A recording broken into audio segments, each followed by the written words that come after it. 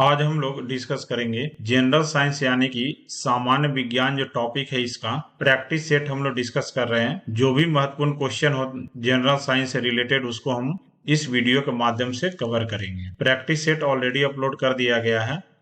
आज हम लोग दूसरा प्रैक्टिस सेट को डिस्कस करेंगे। इसमें हम लोग 20 क्वेश्चन जो महत्वपूर्ण क्वेश्चन है जो भी पिछले किसी भी एग्जाम से पूछे गए हैं उसको हम डिस्कस करेंगे। यह वीडियो आप सबके लिए काफी महत्वपूर्ण है। आप किसी भी एग्जाम्स की तैयारी करते हैं तो आपको जनरल साइंस जो टॉपिक है इससे रिलेटेड क्वेश्चन सभी एग्जाम्स में पूछे जाते हैं। तो स्टार्ट करते हैं हम लोग। पहला जो क्वेश्चन है, प्रकाश संश्लेषण की जो क्रिया है वह सबसे अधिक किस रंग के प्रकाश में होती है? तो याद रखिएगा, प्रकाश संश्लेषण की जो क्रिया है वह सबसे अधिक लाल रंग का जो प्रकाश होता है इसमें होता है। तो ऑप्शन नंबर ए सही उत्तर हो जाएगा, लाल रंग। दूसरा क्वेश्चन है, दलहन के पेड़ में पाया जाने वाला जीवाणु कौन सा है? तो सही उत्तर हो जाएगा इसका राइजोबियम जीवाणु, यानी जीवाणु का मतलब हो गया बैक्टीरिया। तो यहाँ राइजोबियम बैक्टीरिया जो है वह दलहन का जो पेड़ होता है इसके रूट्स में पाया जाता है, राइजोबियम बैक्टीरिया। तो ऑप्शन नंबर सी इसका सही उत्तर है।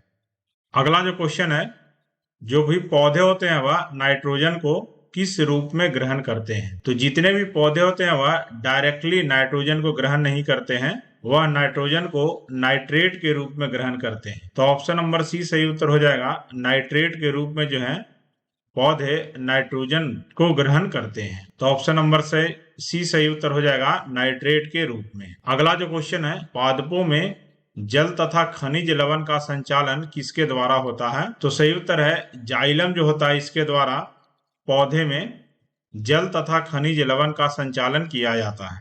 वहीं अगर हम बात करते हैं खाद्य पदार्थ का संचालन किया जाता है फ्लोएम के द्वारा। तो यहाँ पूछ रहा है जल तथा खनिज लवण का संचालन, तो यह किया जाता है जाइलम के द्वारा। ऑप्शन नंबर बी सही उत्तर है। अगला क्वेश्चन है, पौधे में खाद्य पदार्थ किसके माध्यम से पहुंचता है? तो सही उत्तर है, फ्लोएम के माध्यम से पौधे में खाद्य पदार्थ जो होता है वह पहुंचता है अलग अलग जगहों पर। पत्तियों में फोटोसिंथेसिस के माध्यम से खाद्य पदार्थ बनता है, उसके बाद यह पौधे के अलग अलग हिस्सों में यह पहुंचता है फ्लोएम के माध्यम से। ऑप्शन नंबर डी सही उत्तर है। अगला है, आत्महत्या की थैली किसे कहा जाता है? तो हम लोग लाइसोसोम को आत्महत्या की थैली कहते हैं, यानी suicidal bag of the cell कहते हैं हम लोग लाइसोसोम को। ऑप्शन नंबर ए इसका सही उत्तर है। अगला जो क्वेश्चन है, लाइसोसोम जो है इसकी खोज किसने की थी? तो लाइसोसोम की खोज की थी डी डुबे ने। ऑप्शन नंबर डी सही उत्तर हो जाएगा, लाइसोसोम की खोज की थी डी डुबे ने। तो ऑप्शन नंबर डी इसका सही उत्तर है। अगला जो क्वेश्चन है, प्रोटीन की फैक्ट्री कौन कहलाता है, यानी किसे कहते हैं हम लोग प्रोटीन की फैक्ट्री? तो सही उत्तर इसका है, राइबोसोम को हम लोग कहते हैं प्रोटीन की फैक्ट्री।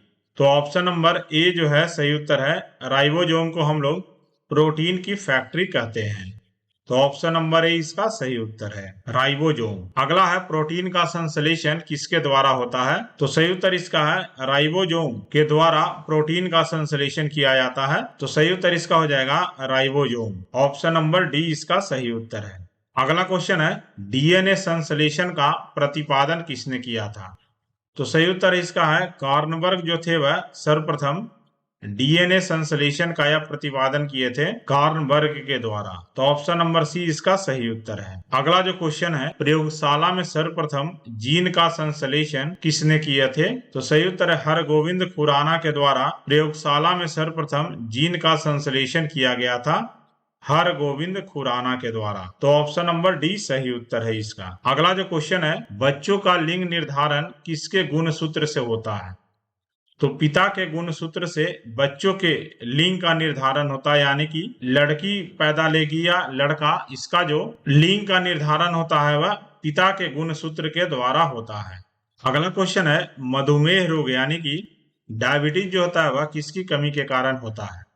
तो यह इंसुलिन जो इंजाइम्स होता है यह सीक्रेट होता है आग्नेयाशय के द्वारा, इसकी कमी से मधुमेह रोग यानी डायबिटीज रोग होता है। तो सही उत्तर हो जाएगा इंसुलिन। अगला है, इंसुलिन शरीर में कहाँ बनता है? तो इंसुलिन जो है एक इंजाइम है एक तरह का, वह आग्नेयाशय जो होता है इसमें यह बनता है इंसुलिन। तो सही उत्तर इसका हो जाएगा आग्नेयाशय में इंसुलिन जो होता है वह बनता है, और इंसुलिन की कमी से होता है डायबिटीज यानी मधुमेह रोग। अगला क्वेश्चन है, दूध में कौन सा विटामिन नहीं पाया जाता है? तो दूध में विटामिन ए भी पाया जाता है, विटामिन बी भी पाया जाता है, विटामिन सी नहीं पाया जाता है दूध में, विटामिन डी भी पाया जाता है। विटामिन सी जो है मुख्यतः साइट्रस फ्रूट्स यानी जो खट्टे फल होते हैं उसमें पाया जाता है, जैसे कि नींबू, संतरा इत्यादि में। तो ऑप्शन नंबर इसका सी सही उत्तर हो जाएगा। विटामिन सी जो होता है वह दूध में यह विटामिन नहीं पाया जाता है। अगला जो क्वेश्चन है, मानव मूत्र में कौन सा विटामिन उत्सर्जित होता है? तो इसका सही उत्तर है option number C. Vitamin C जो होता है मुख्यतः वाटर सॉल्युबल होता है। वाटर सॉल्युबल विटामिन दो होते हैं, एक होते हैं विटामिन बी और दूसरा होता है विटामिन सी। विटामिन बी और विटामिन सी जो होते हैं या वाटर सॉल्युबल होते हैं, पानी में यह घुल जाते हैं। इस कारण यह मानव मूत्र में यह विटामिन जो है मानव मूत्र के द्वारा उत्सर्जित हो जाता है यानी बाहर निकल जाता है पानी में घुलकर। इसलिए यहाँ ऑप्शन जो है विटामिन सी है दिया हुआ।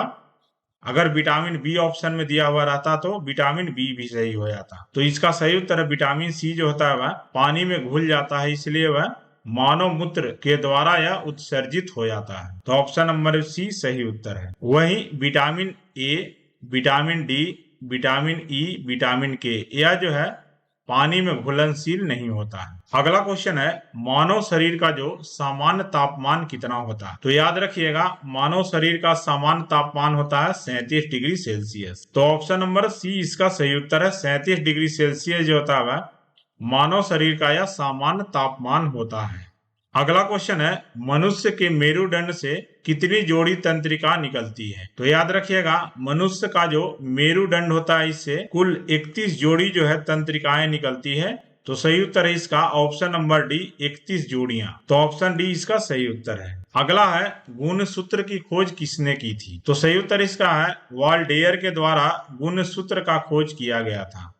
तो ऑप्शन नंबर ए सही उत्तर हो जाएगा, वाल्डेयर के द्वारा गुणसूत्र की खोज की गई थी। अगला क्वेश्चन है, मनुष्य में क्रोमोजोम की संख्या कितनी होती है? तो मनुष्यों में क्रोमोजोम की संख्या होती है 46।